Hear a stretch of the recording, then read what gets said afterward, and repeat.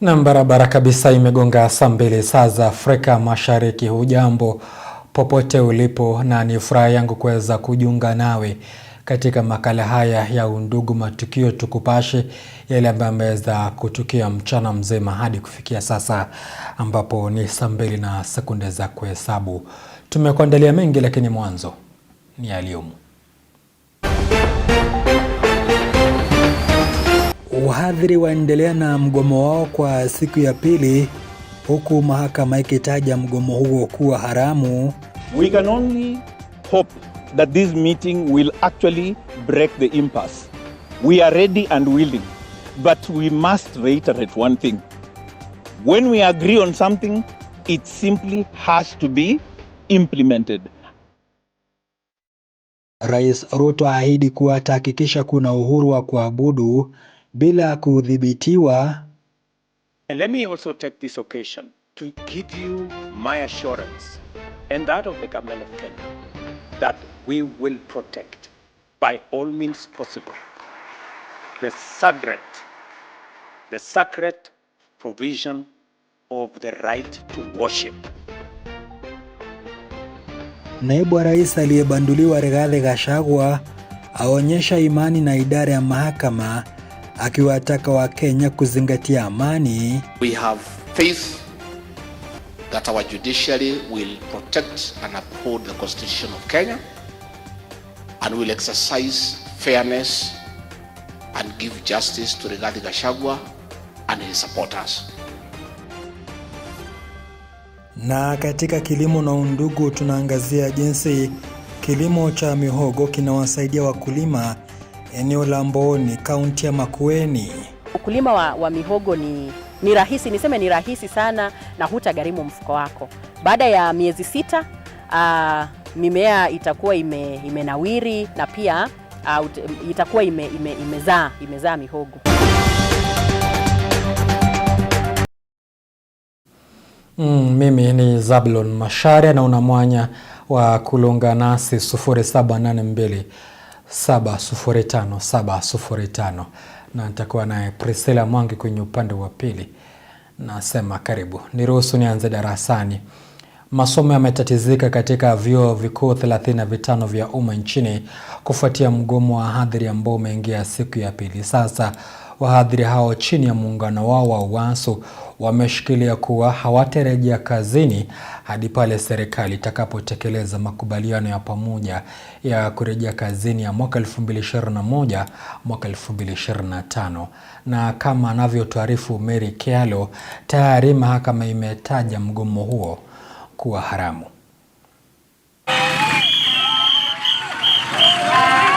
Kwa siku ya pili mtawalia, masomo katika vyuo vikuu vya umma yametatizika kufuatia mgomo wa wahadhiri walio chini ya chama cha UASU unaoendelea.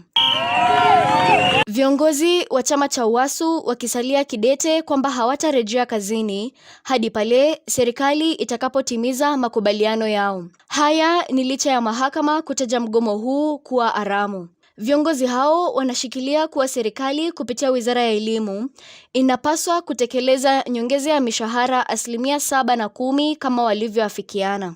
We can only hope that this meeting will actually break the impasse. We are ready and willing, but we must reiterate one thing. When we agree on something, it simply has to be implemented. And the implementation is simple. What was agreed on is simple. The upper echelons are supposed to receive 7%. The lower echelons are supposed to receive 10%, with a consequent 4% yearly increment. It is as simple as that. Hata hivyo, alipofika mbele ya Seneti, waziri wa elimu Julius Migos amesema kwamba kuna mgawanyiko kuhusu nyongeza ya mishahara ya wahadhiri iliyoafikianwa. Parameters that have been provided for in the circular, which is the guiding light, and this circular has been sent to all the universities, and each and every vice chancellor has circulated it to their members, and that is what we are following. We are not creating anything new. Mkutano unions na stakeholders wote wameitwa mkutano leo saa 9. Union itakuwa pale, na tunaenda huko tukiwa na tumaini kwamba huu mzozo utatatuliwa. Haya ya kijiri, wahadhiri kutoka vyuo mbalimbali ikiwemo chuo kikuu cha Turkana wamejitokeza na kujiunga na wenzao kutoka vyuo vingine kwa kuandaa maandamano ya amani, wakitoa wito kwa wanafunzi kutojitokeza kwa masomo hadi pale itakapobainika kuwa mgomo huo umekamilika. Tunawapenda wanafunzi wetu, kwa hivyo tunawaambia wanafunzi wetu, pindi serikali itakapotekeleza matakwa yetu, tutarejea darasani na tutafundisha kwa ujino na ukucha. The government is a government for the people, for the worker, by the worker, for the worker. But now you are letting us down. Maafisa wa chama cha UWASU wanatarajiwa kukutana na Wizara ya Elimu ili kutatua masuala ibuka ambayo yamewafanya wahadhiri hawa kurejea katika mgomo mwezi mmoja tu baada ya kurejea kazini. Mary Kialo, Undugu TV. Sasa natoka kwenye mgomo huo wa wahadhiri ni kupashe mgomo mwingine wa wauguzi, ambapo mgomo wa wauguzi wa hospitali ya Nyamira ulioanza juzi umeingia siku ya 3 iliyo hii baada ya ilani waliokuwa wamepeana wiki 2 zilizopita kukamilika. Baadhi ya malalamisho ya wauguzi hao ni kucheleweshwa kwa mishahara pamoja na kutopandishwa vyeo miongoni mwa masuala mengine. Sasa wanawataka wanachama wao kutoenenda kazini, huku wakiwahimiza wakazi wa eneo hilo kutotafuta huduma katika hospitali za umma.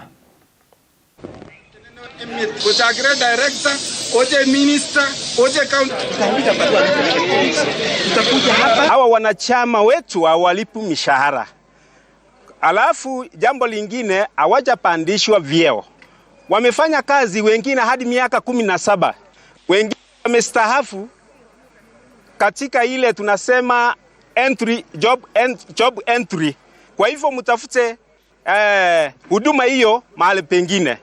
Tunajua serikali itajaribu mbinu zote kwa ujumu, lakini lazima tuandikiane chini, tukubaliane ndio turudi kazi.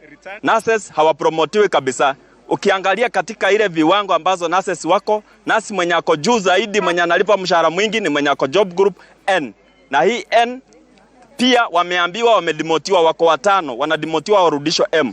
Lakini ukiangalia kaunti zingine, nurses wako level ile inaitwa Director of Nursing Services, ambayo wamepromotiwa kulingana na nursing service, nursing scheme of nursing service. Nurses ndio wanafanya kazi hapa. Nurses hawajawahi kupromotiwa kwa miaka 17. Mr. Nyaribo, I want to tell you, wake up. Kuna mtu anaitwa hapa county secretary na directors. Hao wanakutoa nguo mchana peupe and you are walking naked. Rais William Ruto amewarai wa Kenya kupuuzilia mbali habari ambazo anasema sio za ukweli, akizitaja kama propaganda kuhusu kudhibitiwa kwa makanisa au dini yoyote ile. Katika hafla ya kuadhimisha sikukuu ya Diwali ya jamii ya Wahindi Ikuluni, Rais Ruto amesisitiza kuwa serikali ya Kenya italinda uhuru wa kuabudu. Kando na hayo, ameahidi kuhakikisha kuwa kila Mkenya yuko na uwezo wa kukimu maisha yake. Taarifa ile nilikuandalia hapo awali.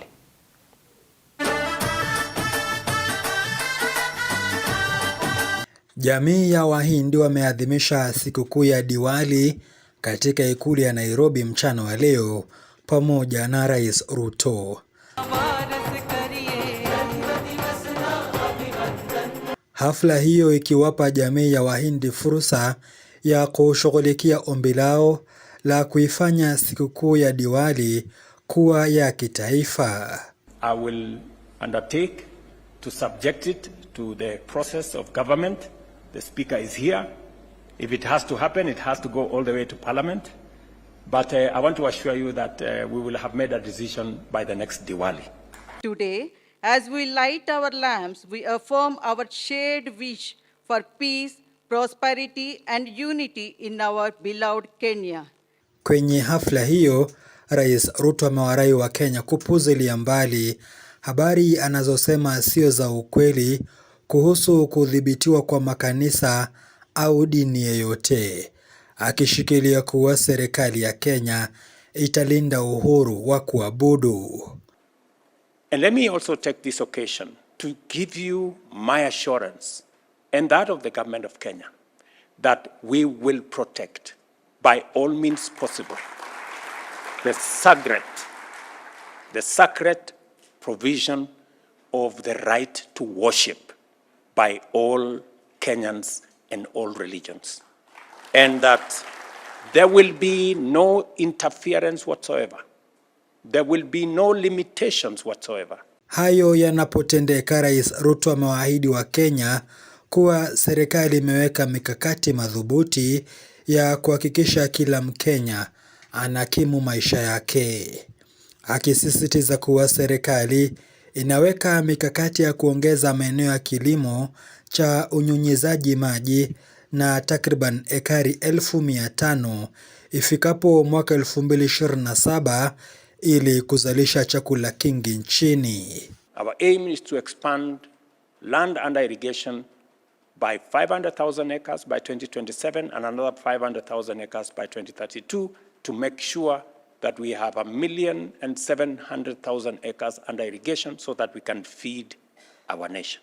Na kutokana na mabadiliko katika sekta ya elimu, Rais ameelezea kuwa wameboresha bima ya Edu Afya na iliyokuwa inawasaidia wanafunzi wa shule ya upili, ila sasa itawasaidia wanafunzi wote kutoka chekechea hadi wale wa shule ya msingi. We've now expanded that to include all the children, both in primary, in ECD, and all the children of Kenya. They will now be part of an insurance cover system under the UHC program. Kutoka Ikuluni kwake Rais, sasa ni Kupashe yake naibu rais aliyebanduliwa Rigathi Gachagua amesema kuwa ana imani kuwa mahakama itatoa uamuzi ulio wa huru na haki katika kesi yake ya kupinga kubanduliwa kwake. Akizungumza katika hafla ya mazishi eneo la Limuru, kaunti ya Kiambu, Gachagua amewaomba Wakenya kuzingatia amani wakisubiri uamuzi wa mahakama kuhusu kesi hiyo.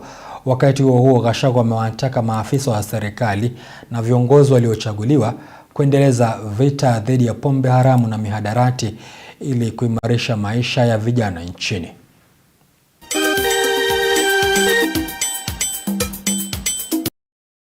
We have faith that our judiciary will protect and uphold the Constitution of Kenya and will exercise fairness and give justice to Rigathi Gachagua and his supporters. That is our prayer. But I want to ask for peace, more so to my people of the Mount Kenya region. Please remain peaceful. Love one another. Stay well with all other regions and communities. They have not wronged us. They are our friends. Kenya is bigger than all of us. And we don't have another Kenya. We only have one Kenya. And I want to say, irrespective of what will happen, the outcome of the court process, let our people remain peaceful and build our country. A time will come for us to speak. Unajua kuna watu walikuwa wanasema na huyu Rigathi Gachagua hana wafuasi Mlima Kenya, mbona watu watoki kwa barabara, hawakishi moto, hapigi kelele? Hiyo si tabia yetu. Sisi si watu ya kwenda barabara. Sisi si watu ya kuwakisha tairi, sisi si watu ya kupiga kelele. Sisi tukiona tunanyama. Iko siku tunafanyanga vile natakika. Wajumbe mmeona siku hizi ampewi nafasi kuongea. Kwa sababu ile tabia mmefanya pale bunge imekasirisha raia.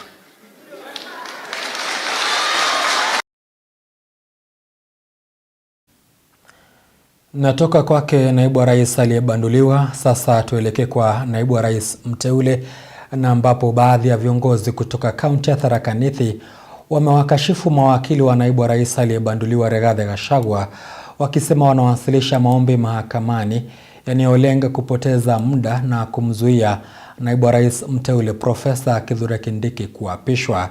Viongozi hao wakiongozwa na gavana wa Tharaka Nithi Muthomi Njoki wamebaini kuwa upande wa Gachagua unapania kukokota mchakato wa kujaza nafasi yake hadi mwaka wa 2027, jambo ambalo wanasema hawataruhusu kutendeka.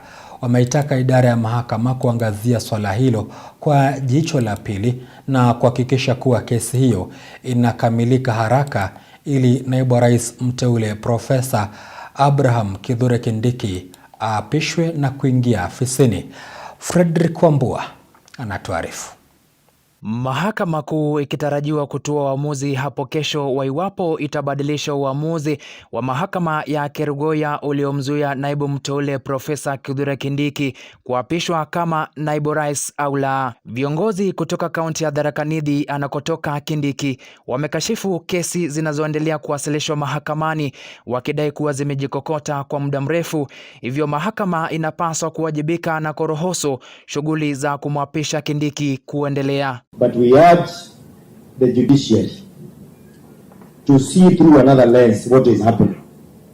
Because ukisikiza zile kesi inaendelea pale, sio kesi ya kushinda, ni kesi za kupoteza wakati. We waste a whole week tukibishana kotini kama judge, kama deputy chief justice alikuwa na haki ya kuteua majudges. Tukimaliza hiyo tunaenda ingine. Sasa hii nasikia kuna wengine walikuwa wanataka kuanzisha. Na kesi zile zimewekwa ni nasikia karibu over 20. Those are not cases that are expected to be won. Viongozi hao wakiongozwa na gavana wa kaunti hiyo Muthomi Njuki wamesema lengo la upande wa Gachagua ni kuzuia shughuli hizo hadi mwaka 2027, huku wakionekana kumsifia Kindiki kama kiongozi shupavu na pia mwana demokrasia. Ni kesi ambazo zinataka kudelay process, na sikia wanasema kwamba watasusungusha mpaka tufike 2027 tukiwa kwa dilemma, but not in Kenya. Having Professor Kithure Kindiki, a very popular person, a very good unifier, mtu ambaye hajui Tharaka peke yake, hajui Chuka peke yake ama Mara, anajua nchi yote na anajaribu kutunganisha sisi wote. Kijana ambaye anapendwa mpaka parliament, kila mtu anampenda. Kijana mwerevu. It is very hard to get a person with such characteristics. And not having Professor Kithure Kindiki as our deputy president will be killing democracy. Aidha, wito wa umoja kwa wananchi wote umetolewa, shinikizo kuu kwa viongozi likiwa na kufanikisha maendeleo kwa wananchi, bali sio kuangazia siasa za urithi wa mwaka 2027. Sisi tukiwa na Tharaka Nithi County, we are ready and willing to give our son Professor Kithure Kindiki to go and serve this nation. I'm here to preach the unity of purpose. We are ambitious as politicians, talking about 2027. Lakini tuko na kazi ya kufanyia wana Tharaka Nithi County. Mawakili wa naibu rais wameendelea kushikilia kuwa mchakato wa kuteua jopo la majaji na naibu jaji mkuu Philomena Mwilu kusikiza kesi hiyo haukufuata katiba na pia sheria hitajika. Frederick Wambua, Undugu TV. 17 baada ya saa 2 na zama nitakuwa naibuka na taarifa kutoka kaunti mbalimbali, hasa hali ya usalama katika eneo la Ololunga kaunti ya Narok, na vile una mwanya wa kulonga nasi 0782705705 na zama naibuka, usicheze mbali.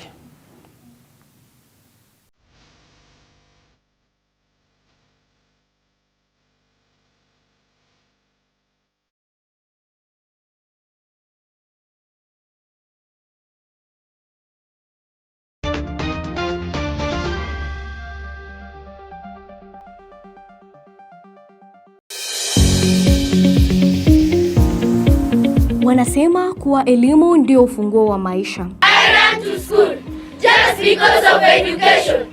Education is the key to success. Kiu cha elimu kimewalazimu wadau kujitokeza kuimarisha sekta hiyo. Nataka nihakikishe ya kwamba kila mtoto wa Kenya anapata masomo. Masomo wapewe. Ni kwa nini? Tunataka kuinua maisha na tunataka kuempower especially the youth. Wawe empowered with skills. There will be no child who will lack school. Lakini je, hatma ya wataalamu hawa wanaofuzu ni ipi? We want to become innovative. We want to become creative. Ungana nasi kila siku ya Ijumaa katika Undugu Leo na Undugu Matukio, ufahamu yote yanayohusu elimu humu nchini.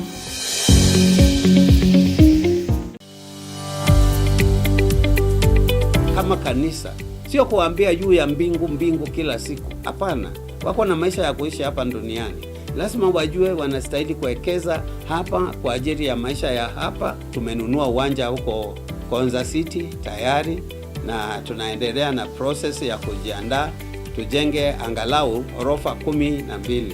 Hiyo ni commercial. Ukipata nafasi pale utajipatia mapato. Ningetaka kualika members wetu wa kanisa, members wetu wa sako waendelee kujiunga na mradi wa Konza Technopolis ambao ni mradi tulianzisha mwaka uliopita.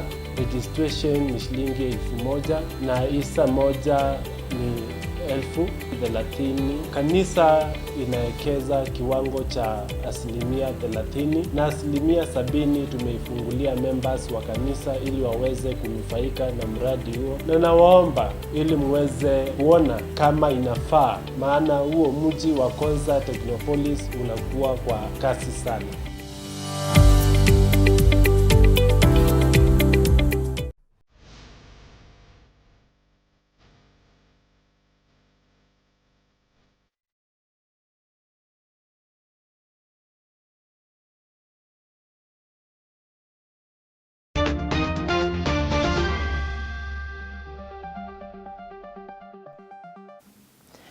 Karibu tena kwenye awamu ya pili. Shughuli za kibiashara na uchukuzi katika kituo cha makutano eneo la Ololunga kinachounganisha mji wa Narok na kaunti ya Bomet zimelemazwa kwa takriban saa 4 baada ya vijana wa jamii ya Maasai kuandamana wakilalamikia utovu wa usalama katika eneo hilo. Waandamanaji hao walifunga barabara na kuchoma magurudumu, hali iliyowalazimu maafisa wa polisi kutumia vitoa machozi kuwatawanya. Maandamano hayo yalisababishwa na mauaji ya mtu mmoja huku mwingine akijeruhiwa na wahalifu. Tayari amekamatwa.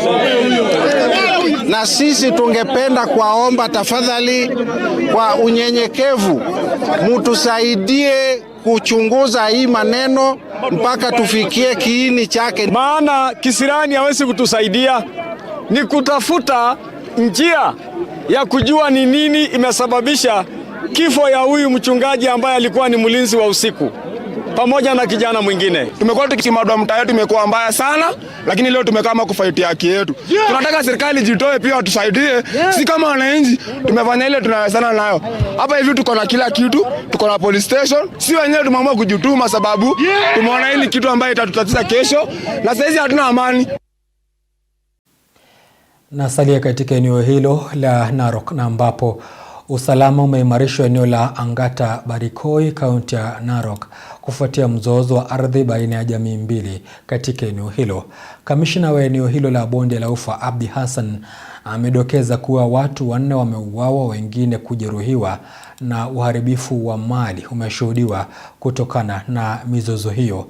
Kamishna huyo amewaonya wote wanaobeba silaha hatari kama vile mishale na mikuki kwa lengo la kuendeleza uhalifu katika eneo hilo na kukoma mara moja.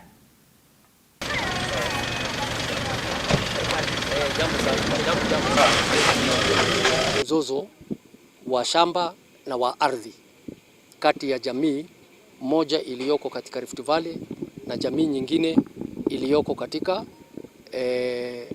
region ya Nyanza ambayo iko Migori. Lengo letu kubwa ni kuhakikisha ya kwamba kuna usalama. Sisi hatuko kwenye mzozo wa ardhi. Mzozo wa ardhi uko mbele ya mahakama, na kwa hivyo wajibu wetu kwa wakati huu sio kushughulikia nani mwenye shamba ama shamba kesi yake itakwenda vipi.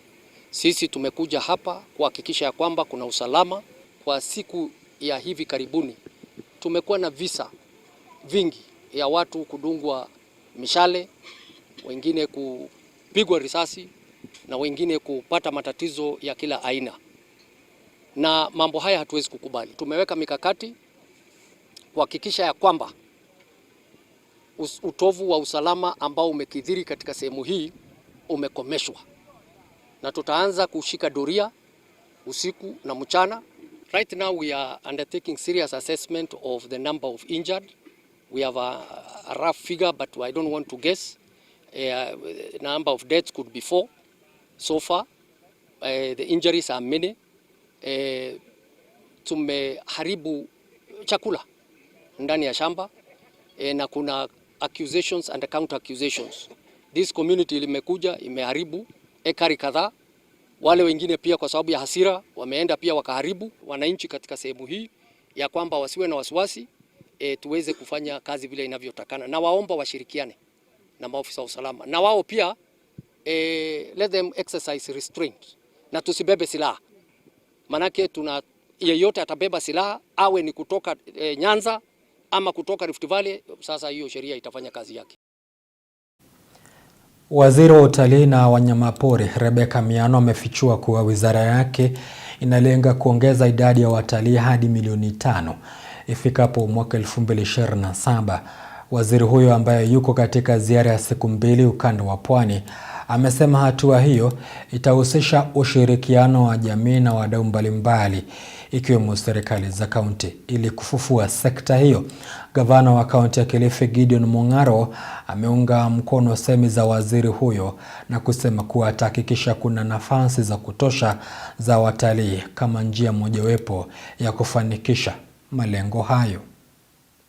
I'm very delighted. We had a meeting with the governor. He has taken us through some of the initiatives that they have. It is very heartwarming to know that they are working on infrastructure, they are working on hotels, they are working on the products, tourist products that have been packaged.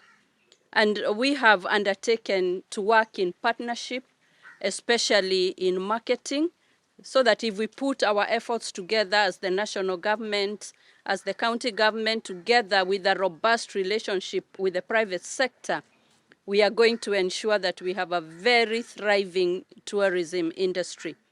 We know that marine and aquaculture and marine tourism are the next big thing in the world.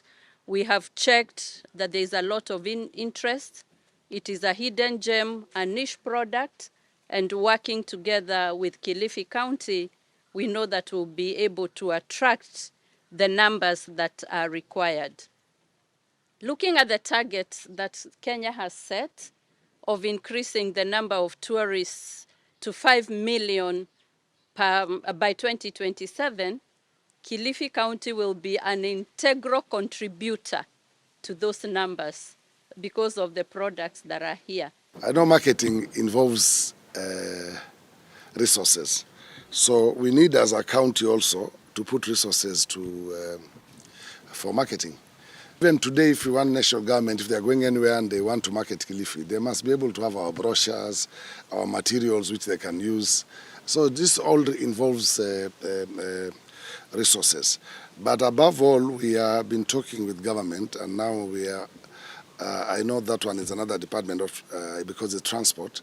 But one of the things we think will change Kilifi and North Coast is the expansion of Malindi Airport, which is ongoing now, national government and some investors.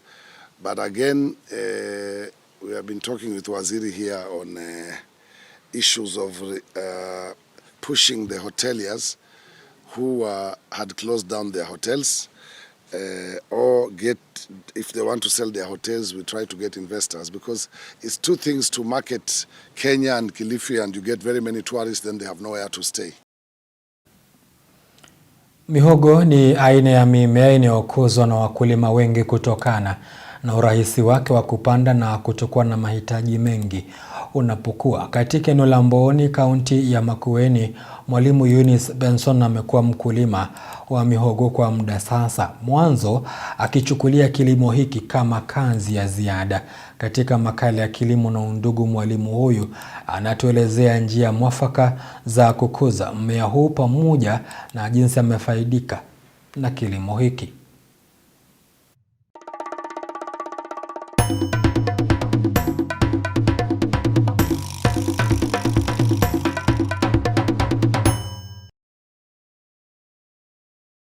Mihogo ni aina ya chakula kinacholiwa mizizi yake, ila wapo baadhi ya watu wanaotumia majani yake kama kitoweo. Nchini Kenya, mihogo hupandwa na wakazi wengi kutokana na urahisi wake wa kuikuza na kumea hata katika maeneo yanayoshuhudiwa viwango vya chini vya mvua. Eunice Benson kutoka eneo la Mboni, kaunti ya Makueni, amekuwa mkulima wa mihogo kwa muda, akichukulia kilimo hiki kama kazi ya ziada kwani taaluma yake ni ualimu. Mimi ni mkulima wa mihogo sehemu za Mboni, Utangwa ni iko Kitundu Kidhungo ward. Kilimo cha mihogo hakinahitaji kubwa kwani kando na kuipalilia, mkulima hahitaji kununua dawa za kupulizia mimea yake. Kilimo wa mihogo hauhitaji sana uwe pale ukiangalia kila wakati, kwa maana ni wadudu wachache sana ambao wanavamia mimea ya mihogo. Hivyo hatutumii dawa zozote kunyunyizia mimea yetu ya mihogo, hatutumii fertilizer yoyote. Baada ya miezi 6 mmea huu huwa tayari kwa soko, ambapo bei yake huwa kati ya shilingi 30 hadi shilingi 150 kulingana na ukubwa wake.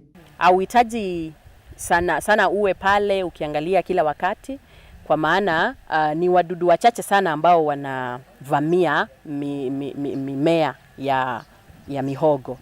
Ukulima wa mihogo ni rahisi, niseme ni rahisi sana na hutagharimu mfuko wako.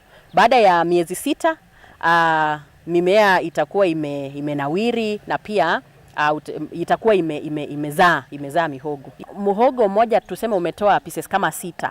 Kuna moja utakuwa kubwa zaidi ya 150 na kuna zile ndogo za kama 30 ama 50, lakini za chini kabisa ni 30. Wengi wa wakulima wameangazia kilimo hiki kutokana na uasili wake katika chakula chake, kwani huwa na rutuba muhimu na faida za kiafya mwilini. Nilifikiria kuhusu ukulima wa mihogo baada ya kupekua na kusikiliza watu wengi sana wakizungumzia madhara yanayoletwa na vyakula ambavyo tunaenda kununua sokoni, na tukaimizwa kwamba tukirudia vile vyakula ambavyo tulikuwa tunakula kitambo, tutaweza kujiweka kando na madhara mengi ambayo yanaletwa na processed foods. Zao la mihogo huwa na matumizi mbalimbali, Eunice Benson akisema moja huweza akalisiaga likawa unga, akalila likiwa mbichi au akalichemsha na kulila. Geuzi ya mawazo yetu na kuendelea ama kufikiria kutumia mihogo badala ya mikate. Mihogo pia tunaweza kausha mihogo na tusiage na tupike uji, ama hata tuchanganye na mahindi tupike ugali. Tutaweza basi jiondolea magonjwa mengi ambayo yanaletwa kwa kutumia processed foods. Kumeshuhudiwa baadhi ya visa vya watu kuugua au kuaga dunia kutokana na athari za kemikali kali inayopatikana katika mihogo. Ushauri ukitolewa na baadhi ya hudumu wa afya kwa wananchi kuwa makini wanapoila. Isaac Musyoka, makala ya kilimo na Undugu.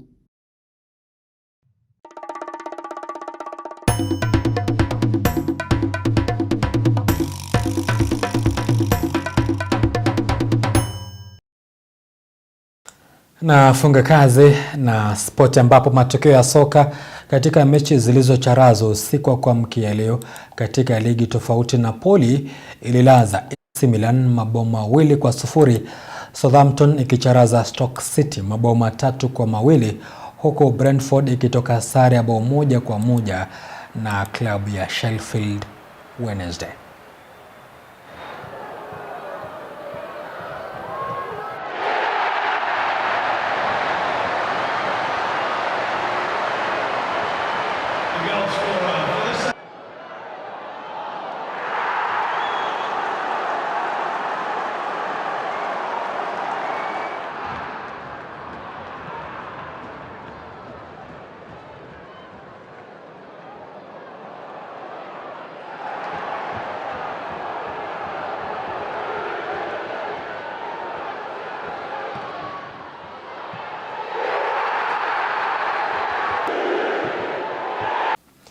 Ukiongeza 3 halafu 4 itakuwa 34. Ndio dakika ambazo zimeweza kukatika baada ya saa 2. Nafungia kazi hapo, japo niruhusu niweze kuwasabai hao haraka upesi.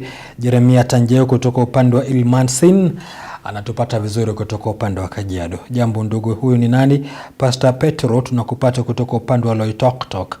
Asante sana kwa taarifa tunapata pamoja na ndugu zangu hapa nyumbani. Wasalimu Undugu TV, huu ni makao nzioka kutoka upande wa Manyata. Asante kwa kutazama. Imekuwa ni fahari yangu kuwa nawe tangu saa na shara hadi sasa hivi imeweza kugonga saa 2 saa za Afrika Mashariki, ikiwa ni dakika saa 2:35 zimeweza kukatika. Tupatane siku ya Alhamisi, siku ya Ijumaa samahani, akirithia Maulana katika makala yetu ya mawimbi ya wiki. Hadi wakati huo, kwaheri.